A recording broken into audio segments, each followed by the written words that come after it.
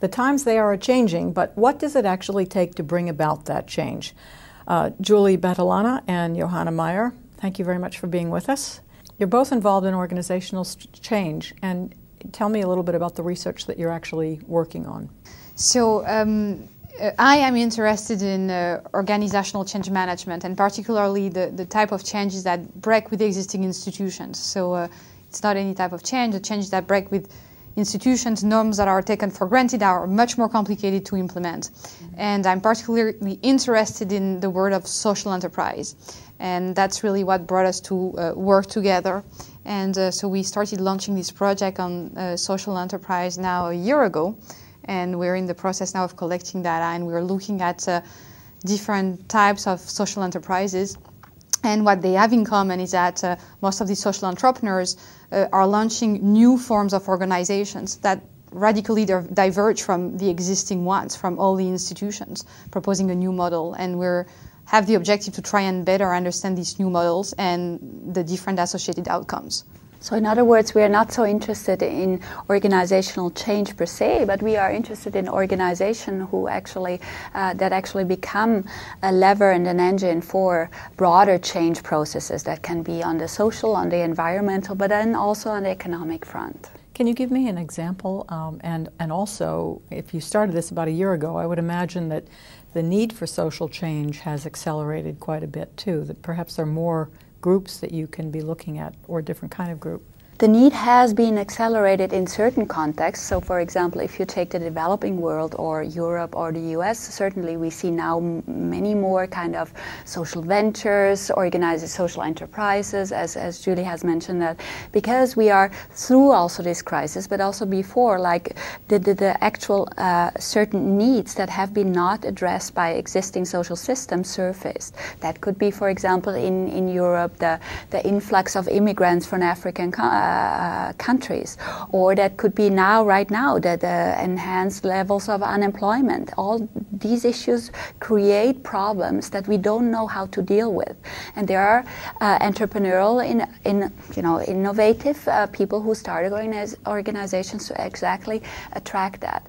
But then, if you go to developing countries, I mean, we are just in an ocean of needs and social problems that have been unaddressed, or also where solutions advanced by the World Banks and multilateral organizations have not been able to basically find solutions. Also here, there is a wealth of organization that we find interesting in the way they address these problems by altering, changing institutions that then lead to these social change processes. Johanna, you're in Spain, and Julie, you're in the U.S. and Massachusetts. How broad a spectrum, and to whom are you speaking? How broad a spectrum of information are you gathering, and to whom are you actually speaking? So we I think it's actually an asset that Johanna is based in Europe and I'm based in the US, and then as you can hear to my accent, I'm French, and so we actually have access to different continents, different countries, and we want this study to be as international as possible. So we have been talking to a number of organizations, a number of venture philanthropy organizations. So these are organizations that are funding social entrepreneurs, enabling them to launch their organizations. So we are working on this research project with Ashoka, and we are also working together and independently with a number of other organizations. I am myself in the process of writing a case about Echoing Green, which is another venture philanthropy organization. And so what most of these organizations have in common is that they try to select and then fund and help social entrepreneurs all over the world. So through these organizations, we have access to a network of social entrepreneurs that spans different continents and different countries. And so our idea is to try and collect information about all these initiatives in the different countries.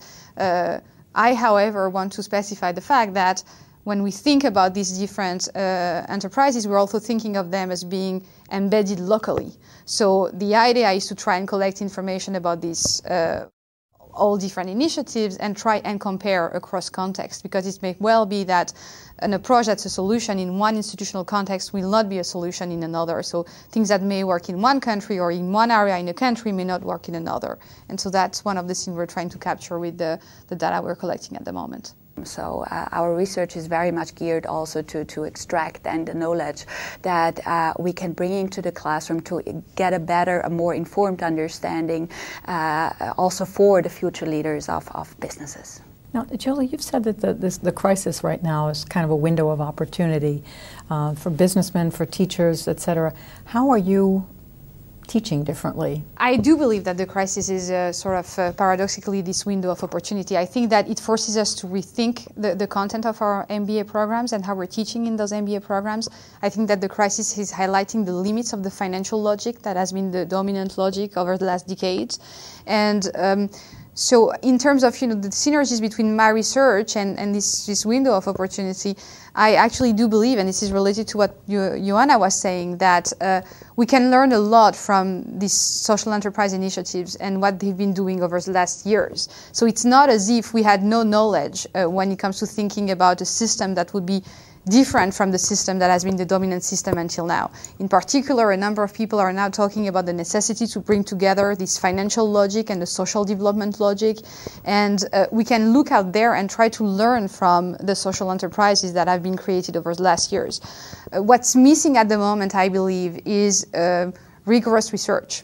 Now, measuring is certainly a challenge because it brings us to the measure of social impact, which is a very tricky question. But there's demand from all these organizations, the venture philanthropy organizations, the social entrepreneurs themselves for help and research on those dimensions. So I don't pretend that we'll have the answer. I do believe, though, that it's our responsibility to get involved and try and think using our academic research tools to try and provide solutions.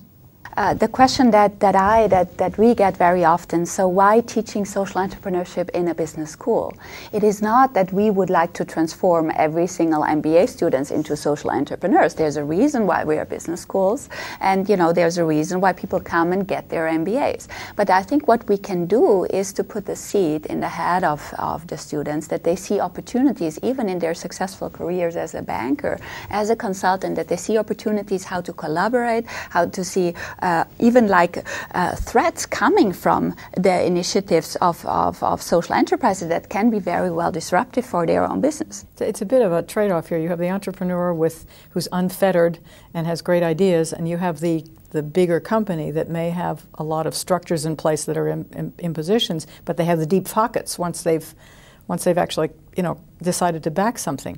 So do you think that your research might be able to bridge that a little bit? Yeah, actually, one of the previous research that we did, that is basically this project is building on, we try to also see what are the ways how social entrepreneurs and established businesses can collaborate with each other. Because you rightly said, they have some unique sets of capabilities, of resources that jointly they can actually be beneficial for both sides, even if both follow distinct strategic objectives. And the timing could be right. Thank you both very much. Thank you.